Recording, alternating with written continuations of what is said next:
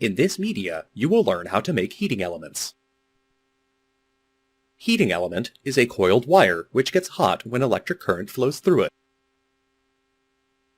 Normally, nichrome wire is preferred over copper wire as the heating element. This is because nichrome has a high electrical resistance. So, it can produce more heat compared to copper wire of the same length and diameter. Find the resistance of heating element of rated 1500 watts, 230 volts by using the formula. Take a 22 standard wire gauge, SWG, nichrome wire of 1 meter around 3 feet in length and measure its resistance using ohm meter. The required length of nichrome wire is given by the above formula. Take 13 meters, around 40 feet, length of nichrome wire.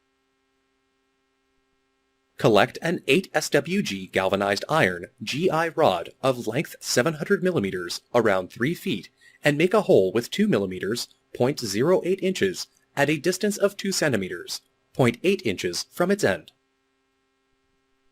Place the GI rod in the clamp and the bobbin on the table. Insert the nichrome wire from one end into the hole and twist it as shown in the media.